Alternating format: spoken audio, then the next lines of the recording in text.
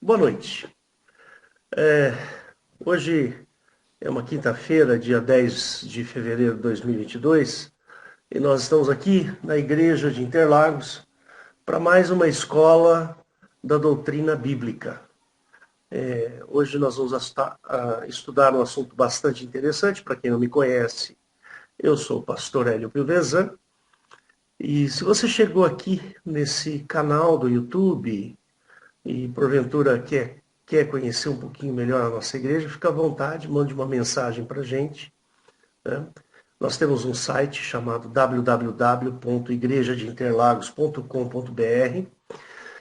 Lá você vai encontrar aqui do lado direito, do lado esquerdo, você vai encontrar os nossos horários de culto. E do lado aqui direito em cima tem um ao vivo. Você dá uma olhada no horário lá e entra ao vivo nessa sala aqui com a gente. Hoje a irmã Eliette vai pregar sobre as discrepâncias divinas. Existe discrepância divina? Ou as pessoas compreendem mal as coisas que estão escritas no Velho e no Novo Testamento? Então tá aí. Hoje a gente vai provar para você algumas coisas muito interessantes e seja bem-vindo à nossa igreja, humilde igreja. Eu vou fazer uma pequena oração e aí logo em seguida a Eliette entra. Senhor Jesus, nós te agradecemos por este momento tão agradável na tua presença e pedimos, Pai, que o Senhor abençoe todos aqueles que estão assistindo esse vídeo ou assistindo este culto, Senhor, para a honra e glória do teu nome. Peço que abençoes cada um, Senhor, e abençoes a irmã Eliette, que vai trazer essa mensagem tão importante para a gente. Te peço tudo isso em nome de Jesus. Amém. Então, é isso. Então, a irmã Eliette, assume aí. Amém, irmãos. Boa noite. Que Deus possa abençoar cada um de nós e, principalmente, abençoar a palavra, tanto de quem está falando como preparar o coração de quem está ouvindo, né? Bom, hoje o nosso tema é discrepâncias divinas, né? Discrepâncias divinas. Então, o que acontece com a religião cristã de um modo geral? Não vou falar sobre evangélico, sobre católico, nada disso. Eu quero falar sobre Bíblia. E a Bíblia, ela foi estudada, ela é estudada, mas antigamente as pessoas, por falta de recursos ou falta de informações, elas não tinham o, os meios facilitados que tem agora para pesquisar em várias Bíblias, para ter uma Bíblia no computador, põe uma palavra, já aparece 30, 40, 50 versículos que tem aquela palavra. Então, isso facilitou muito os estudos da Bíblia. Porque antes a pessoa ia numa escola dominical, né, quando ia, e recebia uma apostilinha e era aquilo, acabou, e ninguém, na maioria das vezes, ninguém ia muito a fundo naquela história. É o que o pastor falou, é o que o irmão falou e ponto final. Né? Jesus é bom, Jesus salva, é isso que interessa. Só que, irmãos, nos últimos anos, muitas pessoas se aprofundaram no estudo da Bíblia. Né? Eu não estou querendo dizer que há 100 anos ou há 200 anos não tiveram algumas pessoas que se aprofundaram. Sim, mas eram poucas pessoas. Agora é muito mais frequente porque é muito mais fácil. Né? É muito mais fácil a gente ter um buscador, a gente ter a Bíblia em várias versões, né? E isso propiciou muitos estudiosos, e principalmente muitos jovens, a verem algumas. discrepâncias na Bíblia, né? E quando foram confrontar os seus pastores, a pessoa tinha algumas saídas.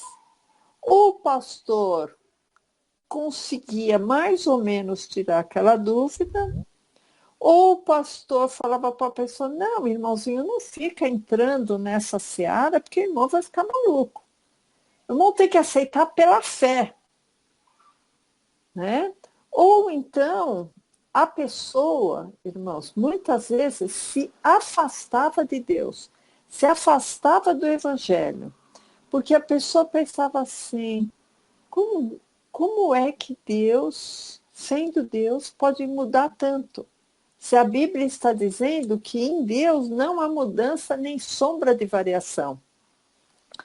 Então, irmãos, isso foi se perpetuando nos últimos tempos, e o que a gente percebe é que muitas pessoas param de seguir a Cristo porque acaba vendo na Bíblia muitas incoerências, muitas discrepâncias, né? Ou então ela continua seguindo o Evangelho, mas lá no fundo do coração dela, ela tem umas dúvidas que não se solucionam, né? Mas ela, por amor a Jesus, por amor à obra de Jesus, ela acaba colocando uma pá de terra em cima e pensa, vamos deixar isso de lado, né? E quando o filho dela pergunta, ela não tem resposta, né? E aí o filho dela, às vezes, como não tem tanto amor ao evangelho como ela tem, acaba se afastando, né? Irmãos, existem várias comunidades, vários grupos de estudo. Se vocês fizerem uma busca no Google, até eu queria que o pastor pudesse compartilhar 3 recortes que eu tirei agora da internet. Se você buscar no seu Google incoerências bíblicas, quando o pastor puder, ele pode colocar, os irmãos vão ver a enormidade que tem de instituições, grupos de estudo que abordam essa questão. Por exemplo, esse primeiro vocês veem, a Bíblia e suas 463 contradições, além da violência, misoginia, reunidas num gráfico interativo. Né? Eles fizeram até um gráfico interativo para mostrar. Então, aqui nesse grupo de estudos, que está pequenininho, mas lá em cima tinha o nome, mas se os irmãos colocarem incoerências da Bíblia, os irmãos vão chegar nesse universo racionalista.org, né? Agora eu queria que o pastor colocasse a outra referência que a gente tem, isso aí depois do traço, no Google. Se você colocar no Google incoerências da Bíblia e colocar a busca, né, dá o Enter, vocês vão ver que tem aproximadamente 111 mil resultados. Né? Então, isso não é pouco, irmãos. Descendo mais um pouquinho, pastor, nesse outro site, Scribd.com, esse aqui achou mais incoerências ainda, né? Esse aqui encontrou mais um pouquinho para baixo, pastor. 1000 contradições da Bíblia. E essas contradições realmente existem, irmãos. Só que uma coisa eu posso dizer para os irmãos. Tá bom, pastor, obrigada. Uma coisa eu posso dizer para os irmãos. Deus é o mesmo ontem, hoje e eternamente. Outra coisa que posso dizer para os irmãos. Em Deus não há mudança nem sombra de variação. Então, irmãos, várias pessoas estudando a Bíblia com muita seriedade e sem preconceitos, Preconceito que recebeu do pai, do avô, do bisavô, do pastor, do pai do pastor. Vocês entendem? Sem preconceitos, buscando a verdade, para que a verdade os libertasse e os esclarecesse. Várias pessoas chegaram à conclusão que as obras descritas no Velho Testamento refletem um Deus que é diferente do Deus revelado por Jesus Cristo. Jesus Cristo, ele fala que veio revelar o Pai e que o Pai refletia as mesmas obras de Cristo. Cristo era pacífico, Cristo era amoroso, Cristo não valorizou a lei de Moisés, ele veio cumprir, porque ele tinha que morrer na cruz para nos salvar, ele tinha que ser uma vítima com o sangue derramado para que a nossa condenação da lei fosse anulada. Nisso ele veio cumprir a lei. Mas em muitas coisas Jesus não cumpriu a lei. Jesus curou no sábado, Jesus andava com prostitutas, com pecadores, né? Então, os judeus da época se escandalizavam muito com Jesus, né? Porque ele queria que Jesus cumprisse toda aquela ritualística que Moisés deixou, né? Da lei de Jeová. Mas Jesus teve uma característica, irmãos. Jesus, diferente de todas aquelas pessoas que existiam na época, Jesus nunca pecou. Então, essa pureza de Jesus vinha não porque ele era Deus, porque ele estava despido da divindade dele. Veio porque Jesus foi obediente ao Pai, porque ele não quis fazer a vontade dele, mas a vontade do Pai, né? Então, daí, irmãos, Jesus, ele com as obras dele, não, olha, das criancinhas é o reino de Deus, olha, vocês ouviram o que foi dito? Olho por olho, dente por dente, eu, porém, vos digo. Quando Jesus falava, eu, porém, vos digo, ele estava desautorizando muitas das coisas que foram ditas pelo Deus do Velho Testamento, né? Então, aquele povo que acreditava tanto em Jeová, que cumpria todo o cerimonialismo da lei de Jeová, quando Jesus nasce, fala, olha, aquele povo está em trevas, agora ele vai ver a grande luz, né? Por que o povo que estava seguindo de uma maneira tão séria, né, os ditames, os estatutos de Jeová estavam em trevas? Então, todas essas perguntas, irmãos, nem aquelas pessoas conseguiam responder, porque eles não reconheceram Jesus como o Messias prometido por Jeová. Nem os judeus viram muita semelhança entre Jesus, entre o caráter, o jeito, as obras de Jesus e as obras de Jeová. Aí Jesus ele veio com uma outra proposta. Ele falou assim, eu e o Pai somos um. Eu vim revelar o Pai. Então eles já pensaram assim, poxa, mas Jeová já está revelado. Por que Jesus veio revelar uma coisa que a gente já conhece? Ninguém revela uma coisa já conhecida. Então, irmãos, hoje, no nosso culto, nesse estudo, a gente vai fazer uma abordagem de 10 tópicos. 10 tópicos que seriam vistos como discrepâncias, incoerências. Iria entrar provavelmente nesse número de 1000 incoerências da Bíblia, né? Porque, na verdade, Jeová, ele não é o Pai. Por quê? Por que eu sei que Jeová não é o Pai, irmãos? Por que a gente tem essa ousadia de falar que Jeová não é o Pai? Porque pelos frutos a gente conhece a árvore e pelos frutos a gente vê que os frutos dessa árvore chamada Jeová não tem nada a ver com os frutos da árvore chamada Pai, né? Então, o que a gente percebe, irmãos? Que Jeová não tem as obras que o Pai tem, né?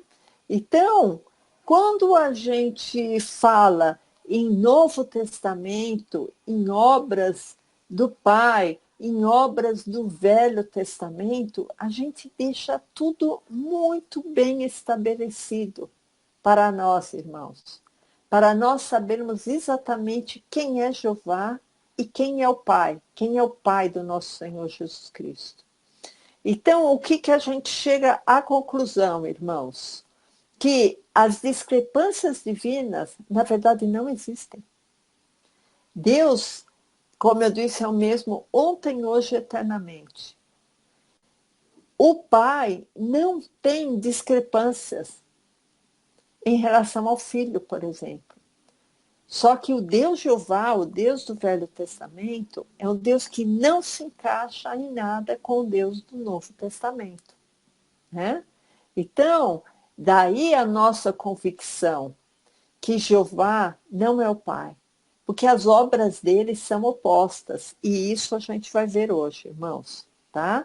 Então, o primeiro item que eu quero discutir com vocês, algumas coisas a gente já até conversou, irmãos, mas como são 10 itens, talvez alguma coisa se torne um pouco repetitiva, mas é necessário para que a gente possa nomear em 10 tópicos isso que eu estou dizendo para vocês, sobre essas interessantes incoerências, né? Essas possíveis incoerências. Na verdade, não são incoerências. Então, vamos ver. A Bíblia fala de um único mediador, em Êxodo 3:13. Então, o livro de Êxodo está tratando da saída do povo de Israel do Egito, né? Êxodo, né? Está se movimentando, está saindo, né, do Egito.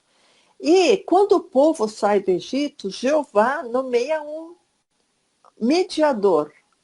Esse mediador é entre Deus e os homens. Então, Êxodo 3:13 fala assim: então disse Moisés a Deus. Esse Deus, irmãos, já é um motivo de grande estudo. Esse Deus é o Deus conhecido no Velho Testamento chamado Jeová, tá? Então disse Moisés a Deus: eis que quando eu for aos filhos de Israel e lhes disser, o Deus dos vossos pais me enviou a vós, e eles me disserem, qual é o seu nome? Que lhes direi. E disse Deus a Moisés, eu sou o que sou. E disse mais, assim dirás aos filhos de Israel, eu sou, me enviou a vós. Então, eu sou, me enviou. Moisés, ele era o mediador. O eu sou, que é Jeová, que é o Deus do Velho Testamento, eu aconselho também, se os irmãos puderem, ouvir um estudo sobre eu sou, tá? Mas o que a gente está dizendo aqui, irmãos, mais de compreensão mais rápida é, Jeová tinha um mediador chamado Moisés, tá? Só que Jesus também foi um mediador nessa história toda. Então Moisés era mediador e Jesus era mediador entre Deus e os homens. Então tinha dois mediadores, o mediador Moisés e o mediador Jesus Cristo. Bom, eu quero que os irmãos leiam 1 Timóteo 2,5. O que a gente está vendo aqui? Que existem dois mediadores. Moisés, que foi o mediador entre o povo no Egito e Jeová, e o mediador chamado Jesus Cristo. Então, irmãos, em 1 Timóteo 2,5 fala assim, 2,5, porque é um só Deus e um só mediador entre Deus e os homens, Jesus Cristo, homem. Então, o que a gente tira de lição daí, irmãos? É contradição bíblica? Não. Tem um mediador só. E por que tem aquele mediador do Velho Testamento? Porque, na verdade, Moisés, ele foi mediador entre o povo e Jeová. Agora, o mediador entre o povo e o Pai, aí sim, é Jesus Cristo. Porque, na verdade, Moisés, ele foi mediador. Só que ele não foi mediador do povo com o Pai. Ele foi mediador do povo com Jeová. Logo, são dois deuses, porque tem dois mediadores. Entende, irmãos? Então, eu estou querendo esclarecer para os irmãos terem na ponta da língua quando alguém falar, não, mas é dois mediadores. Você vê como sua Bíblia é falsa? Fala em mediador, que é o único mediador, mas também tem outro. Então, irmãos, saibam, Jesus Cristo é o único mediador entre Deus e os homens. Moisés foi mediador? Foi, mas não do Pai. Ele foi mediador entre o povo que estava saindo do Egito e Jeová. Tá bom? Então, isso deu para pegar, certo? Então, em Gálatas 3,19, isso é confirmado, irmãos, tá? Que Moisés foi um mediador entre aquele povo do Egito, de Êxodo, e Jeová. Tanto assim que Gálatas 3,19 fala assim: logo, para que a lei foi ordenada por causa das transgressões, até que viesse a posteridade a quem a promessa tinha sido feita, e foi posta pelos anjos na mão de um medianeiro.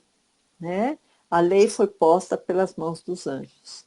Isso aí, vários versículos corroboram, confirmam isso. Os irmãos podem ver em Gálatas 3,19 ou em Atos 7,53, que fala exatamente isso, que a lei foi dada pelos anjos. Então, irmãos, a gente tem uma grande tendência em achar que Jeová ou é um anjo, ou faz parte de uma hoste angelical.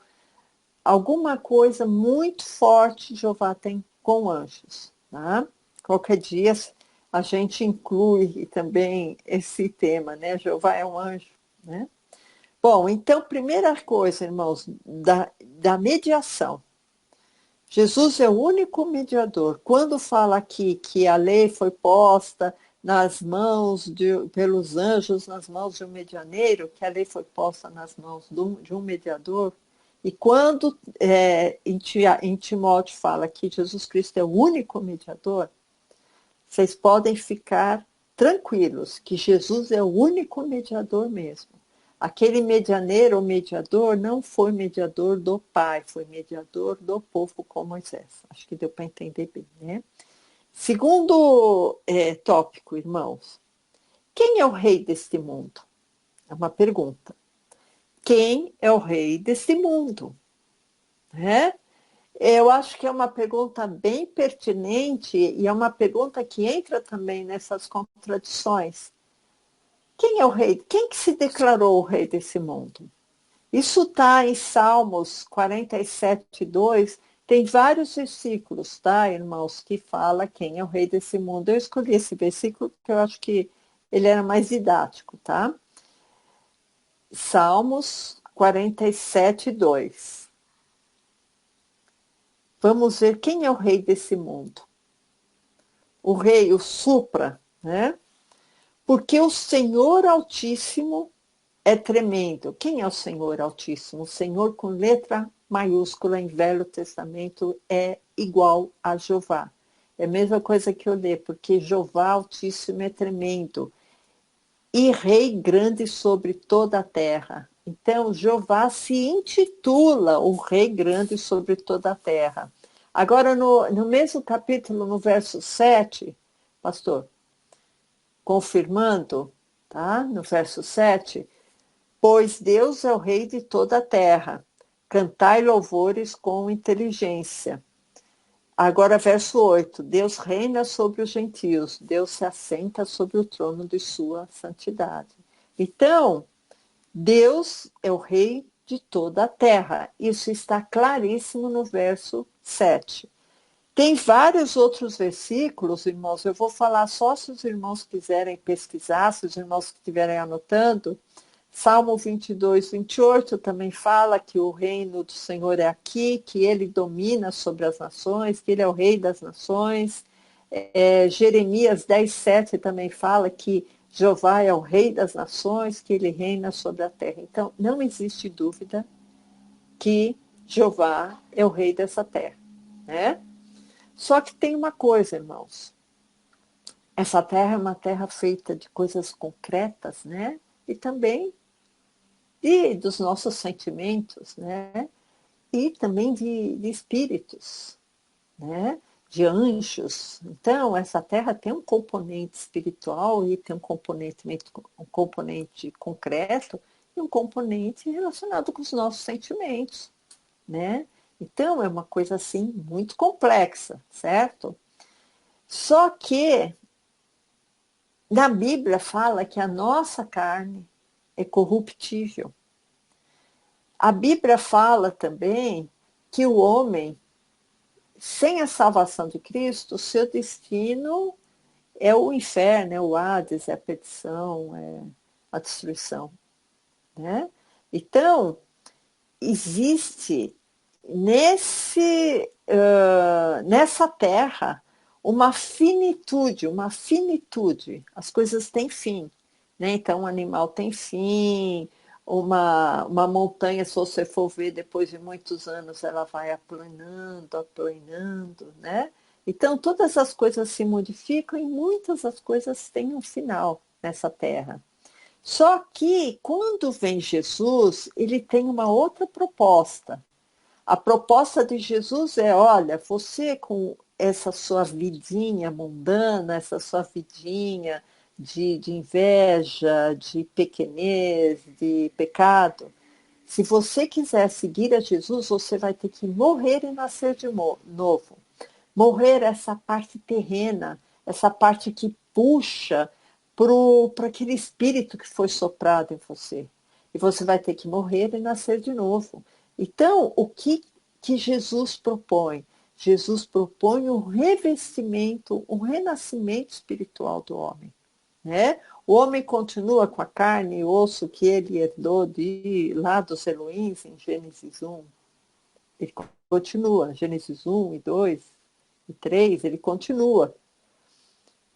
Mas a constituição espiritual dele agora vai ser diferente. Porque para Jesus, irmãos, essa carne é corrupção, esse sangue é corrupção, é corruptível, vai acabar, vai se desfazer, vai virar pó. Aí Jesus vem e fala: carne e sangue não vão herdar o reino de Deus. Para você entrar no reino de Deus, você vai ter que ter um corpo transformado, um corpo glorificado. Aí você vai entrar no reino de Deus. Porque essa carne, esse sangue que você herdou do seu Criador, que é Jeová, não vão herdar o reino de Deus. Né? O seu espírito tem que ser transformado por Deus. E a sua alma, os seus sentimentos, têm que estar em consonância com o Evangelho. Então, é uma verdadeira transformação do homem, irmãos, para entrar no reino de Deus. Então, quando acontece isso, a gente viu que tem um rei que é dessa terra, que é o Deus das nações, que é o Deus do ouro e da prata, é o Deus que controla as coisas concretas desse mundo. Ele se chama Jeová. Controla as coisas boas e ruins que acontecem nesse mundo. Controla pessoas sadias, pessoas que nascem doentes, controla o terremoto, controla a florzinha, controla a natureza, controla a chuva que molha as plantas e controla também a saraivada de pedras que vem de vez em quando. Tudo isso devemos a Jeová. Mas por isso que ele é o rei desse mundo. Mas aí vem Jesus em João 18, João 18, 36, e fala outra coisa. Será que Jesus é rei desse mundo também? Porque se Jesus reflete o Pai, que se Jesus fala, quem vê a mim vê ao Pai, então Jesus tem que ser também o rei desse mundo, porque em dezenas de passagens Jeová fala que ele é o rei desse mundo. Só que Jesus, em João 18, 36, fala assim: respondeu Jesus, O meu reino não é deste mundo. Se o meu reino fosse desse mundo, pelejariam os meus servos para que eu não fosse entregue aos judeus. Mas agora, o meu reino não é daqui. Então, irmãos, a gente começa a ver diferenças intransponíveis entre o modo de Jesus agir e o modo de Jeová agir. E Jesus falava, eu e o Pai somos um.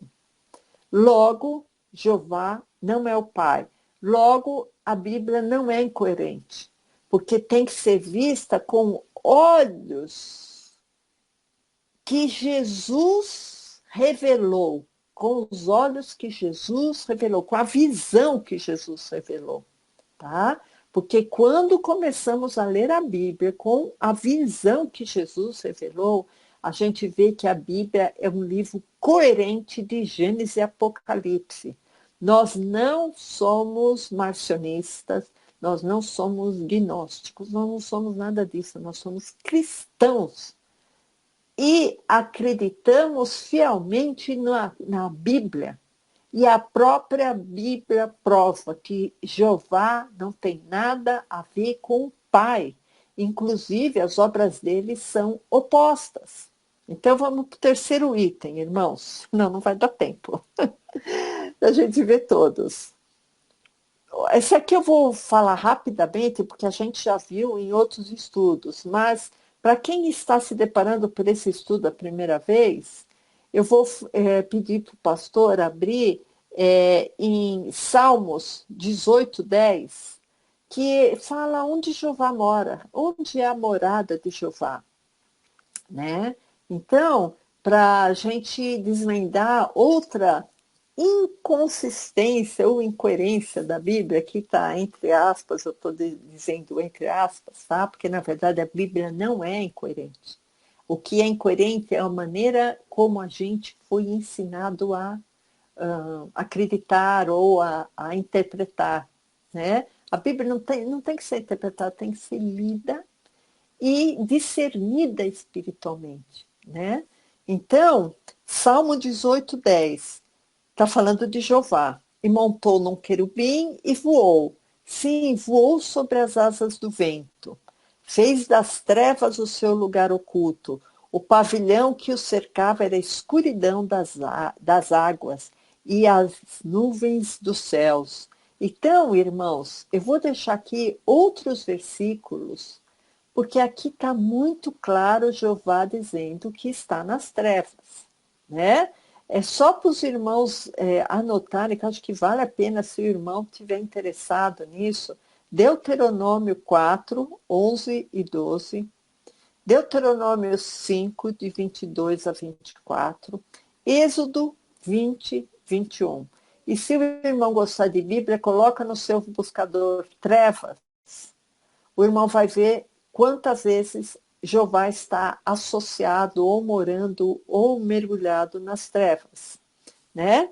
Então, eu quero que o pastor abra em 1 João 1,5, 1 João 1,5, para a gente ver qual que foi a mensagem que o Novo Testamento nos trouxe a respeito de trevas, né? Então, 1 João 1,5. E essa é a mensagem que dele ouvimos e vos anunciamos, que Deus é luz e nele não há trevas nenhumas. E agora, irmãos, eu quero que os irmãos, que o pastor abra em João 12:46, tá? Jesus, irmãos, ele falou várias vezes que ele é a luz, que ele é a luz do mundo. Quem seguir Jesus não vai andar em trevas.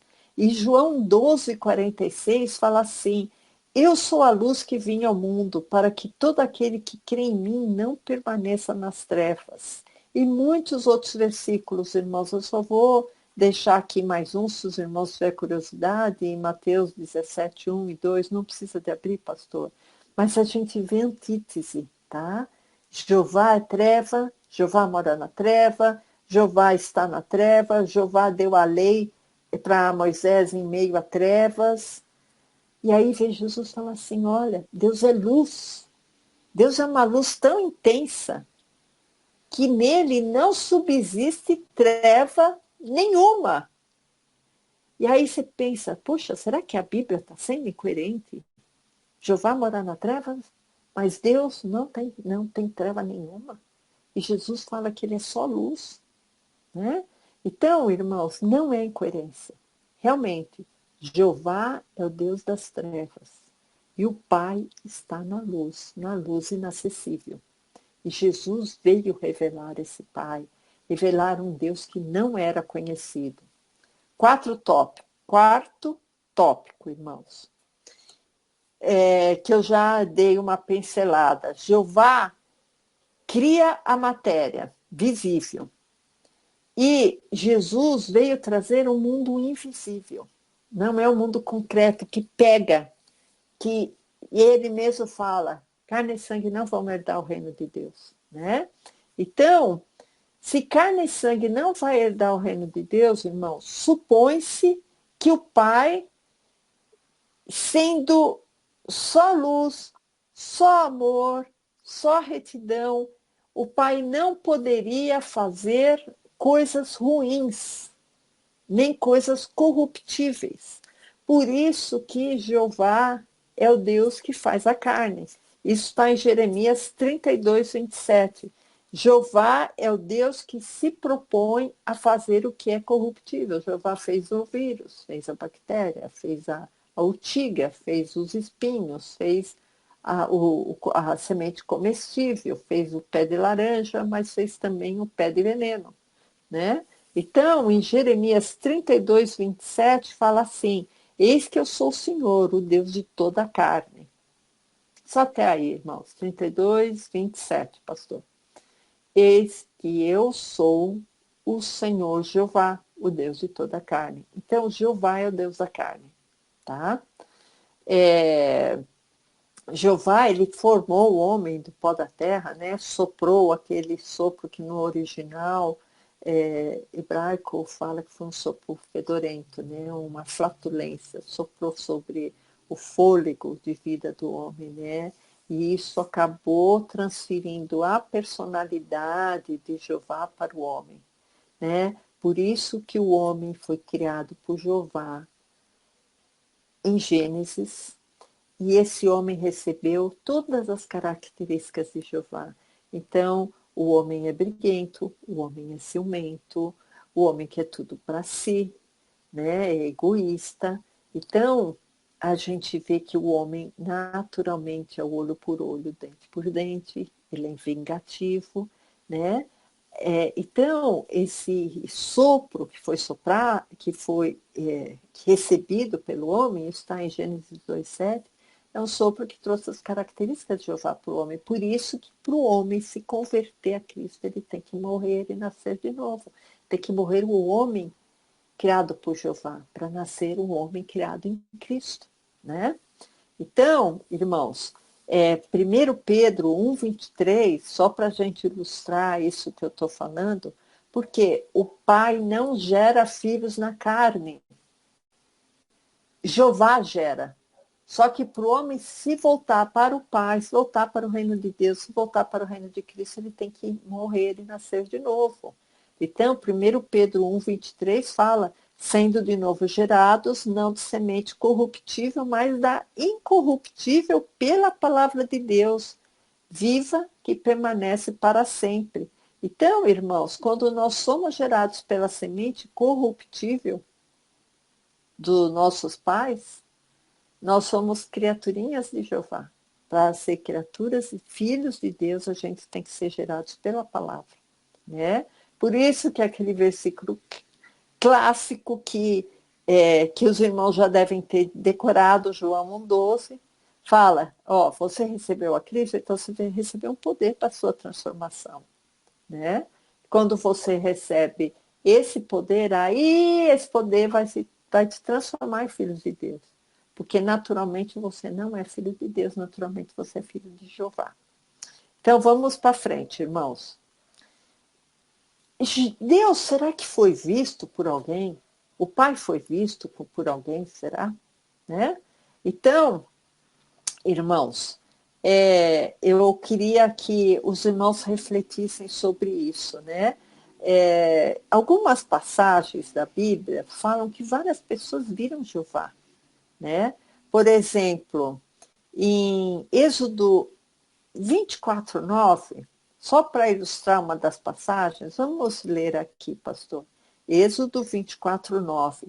Várias pessoas viram Jeová, né? Por exemplo, aqui em Êxodo 24:9 fala: e subiram Moisés e Arão, Nadab e Abiú, e 70 dos anciãos de Israel. E viram o Deus de Israel, e debaixo de seus pés havia como que uma pavimentação de pedra de safira, que se parecia com o céu na sua claridade. Porém, não estendeu a sua mão sobre os escolhidos dos filhos de Israel, mas viram a Deus e comeram e beberam. Quer dizer, eles viram Jeová. Eu vou deixar outra referência, não precisa, pastor, de abrir, mas em Isaías capítulo 6, verso 1, Isaías vê o Senhor e até ele fica com medo, né, de morrer, porque ele viu o Senhor, Isaías 6:1. Aí, irmãos, olha outro argumento que talvez na internet eles falam, olha como a Bíblia é coerente. Um monte de gente viu Deus. E 1 Timóteo 6,16, como é que fica? Né? Então eu queria que o pastor abrisse. 1 Timóteo 6,16. Ó, irmãos, Deus, em João, fala que Deus nunca foi visto por alguém. O Filho unigênito que está no seio do Pai, esse o revelou. Isso aqui o pastor não vai abrir, mas está em João 1,18. Em 1 Timóteo 6,16, fala assim: aquele que tem ele só a imortalidade e habita na luz inacessível, a quem nenhum dos homens viu nem pode ver, ao qual seja honra, poder sempre eterno. Amém. Então, irmãos, mas se alguém quiser depois anotar, 1 João 4,12, que também fala que ninguém jamais viu a Deus. Então, o que ser essas pessoas viram? As pessoas viram Jeová e não o Pai. E Jeová não é o Pai. Porque senão, irmãos, a Bíblia é um livro totalmente inútil. Se a gente acreditar que Jeová é o Pai, a Bíblia é um livro realmente que tem mais de 1000 contradições. Tá? Item 6, irmãos. Será que Deus Pai é servido por mãos humanas? Né? Isso aí é uma pergunta. Por quê? O Deus do Velho Testamento, Jeová, mandou Moisés dizer a Faraó, né, deixa meu povo sair para que me sirva no deserto. E realmente, depois de todas aquelas pragas, né, é só essa frase, irmãos, foi repetida 7 vezes, tá? Eu vou falar aqui só uma das vezes, Êxodo 4:23, mas 7 vezes foi falado isso. Deixa meu povo sair do Egito e me servir no deserto. Porque Jeová queria que o povo aprendesse todo aquele cerimonial de matança de animais, de fazer pães, de fazer bolo. Êxodo 4:23, pastor, se o pastor quiser abrir pelo menos um dos versículos, Êxodo 4:23. E eu te tenho dito, deixa ir o meu filho para que me sirva, mas tu te recusastes a deixá-lo ir. Eis que eu matarei o teu filho, o teu primogênito. Então começaram a vir as pragas, porque ele falava: deixa o meu povo ir para que me sirva, né?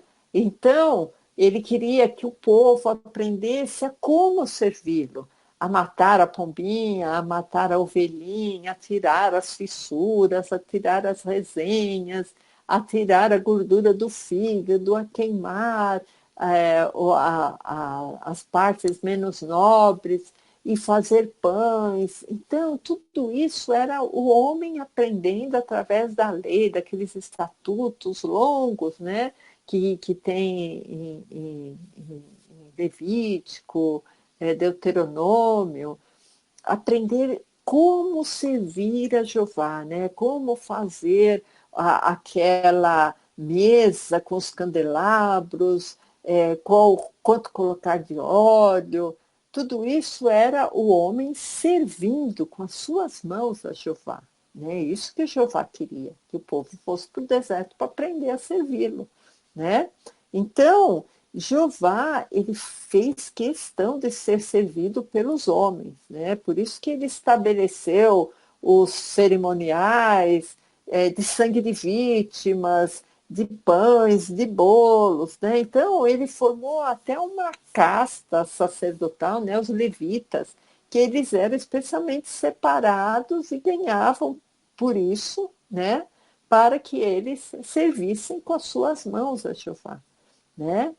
E aí é interessante, irmãos, que em Atos 17, Paulo está no meio do Areópago, né? Então, falando com aquele povo ateniense, e quando ele vê aquela homenagem ao Deus desconhecido, ele está no verso 23, ele aproveita para falar, olha, é esse Deus que eu sirvo, esse Deus que vocês não conhecem, né? Então, no verso 24, ele, para engrandecer esse Deus, ele fala, olha, esse Deus fez o mundo e tudo que nele há, sendo o Senhor do céu e da terra, só que ele não habita em templos feitos por mãos de homens, nem tampouco é servido por mãos de homens.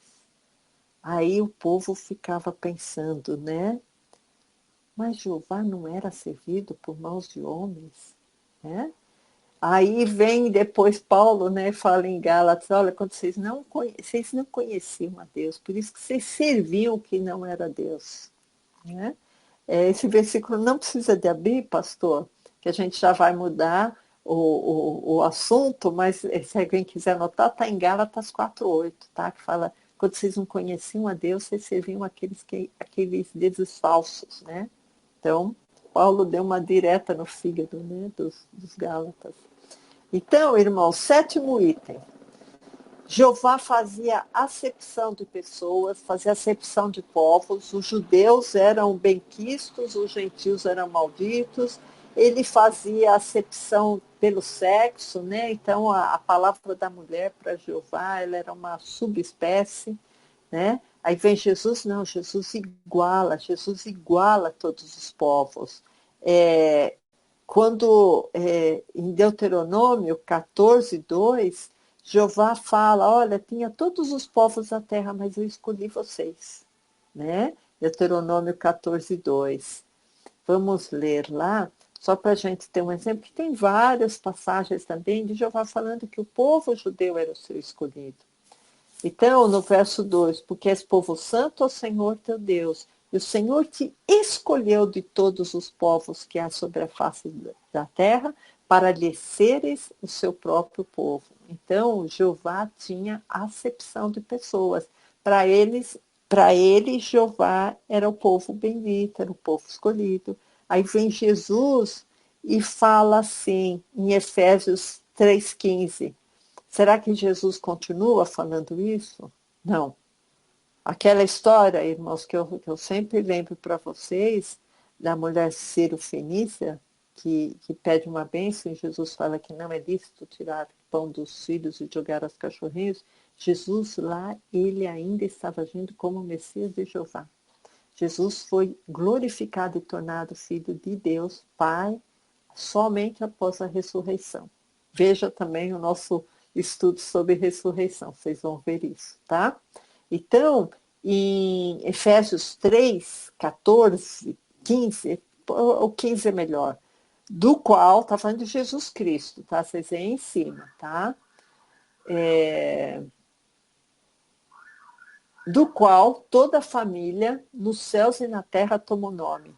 Ah, mas não era só os judeus? Não, Jesus fala, do qual, se referindo a Jesus Cristo, toda a família na terra toma o nome do Pai, por causa de Jesus Cristo. Tá? Outro item, irmãos, que a gente só está com 10 minutos e temos 3 itens ainda para mostrar para vocês, que não é contradição da Bíblia, é visão equivocada que as pessoas têm de acharem que Jeová é o Pai. E Jeová não tem nada a ver com o Pai. As obras de Jeová são opostas às obras do Pai, são opostas às obras de Jesus. E Deus não muda, Deus é o mesmo ontem, hoje, eternamente. Deus não pode mudar, um dos atributos de Deus é a sua imutabilidade. Deus, se mudasse, ele não seria Deus, certo? Então, Deus não pode agir de uma maneira no Velho Testamento, aí chega no Novo Testamento, muda totalmente, né? Então, o fogo, irmãos, aqui é o item 8. O fogo era usado por Jeová para dizimar muitas almas, tá? Então, eu vou dar alguns exemplos, mas eu não vou ler, tá? Mas os irmãos vão lembrar. Elias, ele ficou lá recolhido, aí quando iam lá os servos lá do exército, lá de Acabe, se não me engano, está em 1 Reis 1,13, ele mandava vir fogo do céu e Jeová dizimava o capitão e os 50 soldados. Aí vinha de novo mais uma leva de outro capitão e 50 soldados e ele não tinha dó, mandava fogo em cima, né? Outra situação, irmãos, quando Sodoma e Gomorra estavam em pecado, né? E Jeová mandou vir saraivada de fogo e enxofre e dizimou Sodoma e Gomorra, né? Outra passagem onde Jeová manda fogo para dizimar as pessoas foi quando os filhos de Arão, o Nadab e o Abiú, isso está em Levítico 10, verso 1, tomaram cada um incensário e puseram fogo estranho naquele incensário. Jeová não se agradou. Ele pegou aquele fogo, aumentou o fogo e consumiu os dois perante o Senhor. Então, o que isso quer dizer, irmãos? Que muitas vezes Jeová usa o fogo para dizimar almas, para dizimar pessoas. Ele não tem muita paciência. Manda fogo e dizima a alma. Jeová ele não tem muito apreço pela vida humana, né? Tanto assim que ele é o Deus da guerra, né? Jesus não é Deus da guerra é Jeová. Porque a guerra, irmãos, é um lugar que é uma carnificina, né? E a Bíblia fala que Jeová se agrada, né, da morte dos seus, né? E tem outras passagens também que Jeová se agrada pelo sangue, né, derramado. Então, a gente fica pensando assim, né, o quanto de similaridade tem essas obras de Jeová com cultos, com essa parte do ocultismo, né? Que mata galinha, mata animais, né? E derrama sangue para agradar o santo, né? Então isso aí é muito parecido com as coisas que ocorriam no Velho Testamento, né? Então, mais uma prova, né? Jesus, em Hebreus, fala que Deus nunca se agradou com sangue derramado de animais, com sangue de bodes e touros, né? Mas agradava a Jeová, né? Então, mas a gente está falando do fogo, certo? Então, quando os discípulos, isso está em Lucas 9:51, irmãos, quando os discípulos foram mal recebidos pelos samaritanos, né? Eles falaram para Jesus: Senhor, vós quereis que mandemos fogo do céu para consumir esses samaritanos, assim como fez Elias, né? Ó, 9:53. 9:53, mas não o receberam porque o seu aspecto era como de quem ia a Jerusalém. E os seus discípulos, Tiago e João, vendo isso, disseram: Senhor Jesus, né? Queres que digamos que desça fogo do céu e os consuma, como Elias também fez? Aí Jesus, voltando-se. Nossa, irmãos, Jesus deve ter pensado: esses meus discípulos estão por tanto tempo comigo e não sabem nada de mim. Estão achando que eu sou igual a Jeová e eu sou o oposto. Voltando-se, porém, repreendeu-os e disse: Vós não sabeis de que espírito sois, né? Agora eles eram de outro espírito. ele era do espírito do Pai.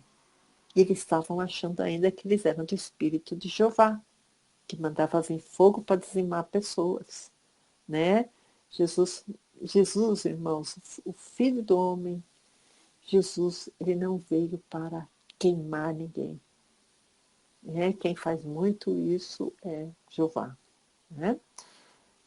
Nono item, irmãos, a glória de Deus. A glória de Deus seria a supremacia, né? Aquela vontade de ser importante, de ser o maioral, de ser glorificado, né? E aí vem Jesus naquela humildade, né? E eles estavam acostumados com Jeová, que era um Deus que se não se prestasse o culto da maneira que ele ordenava, a pessoa era fulminada, né? Então, vem Jesus manso, vem Jesus humilde, vem Jesus que senta com pecadores, que senta com cobradores de impostos, que vai comer lá na casa do Zaqueu, que dá atenção à mulher com fluxo de sangue, né? Quem tocou em mim, que de mim saiu virtude, né? As pessoas pensam, nossa, a mulher está menstruada, nem devia tocar nele. E ele está dando bênção, dando virtudes para essa mulher. E Jesus humilde, Jesus não tinha onde encostar a cabeça. Aí eles pensaram, poxa, mas esse Jesus não tem nada a ver com o Jeová. Como é que ele fala que eu e o Pai são um só, né? Então, irmãos, isso está em Isaías 53, 2. Em Isaías fala muito sobre essa humildade de Jesus, né? 52, 53, 2 e verso 3. Vamos ler já o verso 3 pelo adiantado da hora, irmãos? Verso 3. Era desprezado e o mais rejeitado entre os homens, homem de dores, experimentado nos trabalhos, e como um de quem os homens escondiam o rosto, era desprezado e não fizemos dele caso algum. Então, irmão, Jesus era pobre, né? Jesus não tinha nenhum valor, né? Então, irmãos, essa glória, né, que era esperada, não tinha sido encontrada ainda, né? Por quê? Porque Jesus, ele recebia a glória das outras pessoas que começavam a conhecê-lo, né? Quando a pessoa começava a conhecer Jesus, ela ficava pensando, nossa, glória a Deus por eu ter conhecido esse homem, né? As pessoas tinham sede e fome de conhecer mais Jesus, né? E aí, irmãos, em João 7,18, fala assim, quem fala de si mesmo busca a sua própria glória, mas o que busca a glória daquele que enviou, esse é verdadeiro e nele não há injustiça. Então, irmãos, a glória, quem busca é o outro tem que buscar a glória de Jesus, tem que buscar a glória do Pai. Que a glória que eu mesmo me dou não tem valor. A glória que é valorizada é a glória que o outro dá para mim. Entenderam? Isso está em João 7,18, tá? Quem fala de si mesmo busca a sua própria glória, mas o que busca a glória daquele que enviou, esse é verdadeiro, e não há nele injustiça. Então, irmãos, para ver o último tópico aqui, que é Deus e as crianças, né? Os irmãos conhecem aquele versículo que fala que os pais não morrerão pelos filhos, nem os filhos pelos pais, né? E a pessoa pensa, olha a incoerência aí, né, da Bíblia, porque em Isaías 14, 21, fala assim, preparai a matança para os seus filhos por causa da maldade dos pais. Então, irmãos, essa incoerência que existe entre o que Jeová falou, entre o que as pessoas falaram de Jeová, entre o que os profetas falaram, não dá para se encaixar, irmãos. Quando fala assim, preparai a matança para os seus filhos, por causa da maldade dos pais, e em Deuteronômio, os pais não morrerão pelos filhos, nem os filhos pelos pais, você pensa, mas que incoerência é essa? A incoerência, irmãos, é que Jeová é um Deus incoerente. Você quer coerência? Vá para Jesus, vá para o Pai, né? Então, irmãos, quando Jesus fala, deixai vir a mim as criancinhas, que delas, de tais é o reino de Deus, a gente tá dizendo assim, olha, as crianças têm valor. Quando Jeová fala, eu vou visitar a maldade dos pais nos filhos, cadê o valor dessas crianças? Né? Então, irmãos, isso é uma coisa muito séria.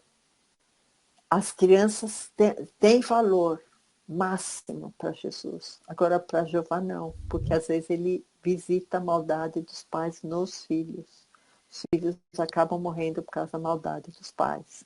Então, irmãos, eu passei para vocês aqui 10 itens a respeito das obras de Jeová e para que os irmãos possam diferenciar muito bem o que é o Deus do Novo Testamento, o que é o Deus do Velho Testamento, o que é Jeová e o que é o Pai, que são deuses que não se comunicam, não têm nada em comum. Né? Então, Jesus não é o reino dele não é deste mundo, Jesus mora na luz, inacessível, com o Pai. Jesus nunca esteve nas trevas, quem está nas trevas é Satanás, o Pai nunca foi visto. Então, irmãos, é muita coisa diferente para se pensar que Jeová é o Pai. Então, esses 10 itens que eu passei para vocês é para vocês terem algum subterfúgio, alguma solidez no que a gente está falando. Né? No grau de solidez, irmãos, que a gente tem ao afirmar Jesus não é o Pai, Jeová não é o Pai, Jesus veio refletir as obras do Pai. Então, irmãos, com essa palavra a gente termina. Eu espero que vocês assim deem uma boa atenção nessa palavra, que depois vai para a internet, para o nosso canal www.igrejadeinterlagos.com e no nosso canal Igreja de Interlagos, nosso canal do YouTube, Igreja de Interlagos. Tá? Ouçam, reflitam, ouçam outros argumentos que a gente trouxe em outras quintas-feiras que a gente fala quinzenalmente, e ore para Deus para que o Espírito Santo possa trabalhar no seu coração. Porque senão você vai ficar sempre naquele engano, naquela desconfiança, naquela gambiarra de pensar, olha, eu sei que não é bem assim, mas eu não vou pensar nesse assunto. Não, Jesus fala, a verdade liberta. Então, irmãos, vamos saber a verdade. Qual é a verdade? Jesus é a verdade. E qual verdade que Jesus trouxe? Eu vim revelar o Pai. Então, o próprio Jesus já se encarregou de tirar esse dilema, essa celeuma, esse engano da igreja achar que Jeová é o pai de Jesus, sendo que o Jeová está coberto de teias de aranha, de ranço, de barro, né? De incoerências, de inconsistências, de trevas. Né? E o Pai não pisou nessa terra. O Pai não é dessa terra. O Pai não é rei dessa terra. O Pai não é Deus do ouro da prata. O Pai não é Deus de guerra. O Pai não deu uma lei para a condenação do homem. A gente nem tocou no assunto da lei, irmãos, que é um assunto que vai longe também. Tá? Então, a gente trouxe alguns argumentos. Eu vou fazer uma pequena oração para terminar o nosso estudo. Amém, irmãos? Senhor Jesus, nós te exaltamos, nós te engrandecemos, nós estamos felizes, Senhor, pela tua palavra íntegra, coerente pelo Teu Espírito Santo que esclarece os nossos corações sobre todas as coisas, Pai. Senhor, abra as mentes e os corações, Senhor, das pessoas para que elas entendam, Pai, a coerência que há na Tua palavra, Senhor, quando vemos que o Deus Pai foi o Deus revelado por Jesus, que o Deus que agia antes de Jesus não era o Pai. Senhor, nós entregamos todas as coisas em Tuas mãos, Pai. Te agradecemos e te pedimos por Tua proteção, Jesus. Eu peço ao Pai em Teu nome. Amém. Amém, irmãos. Deus abençoe.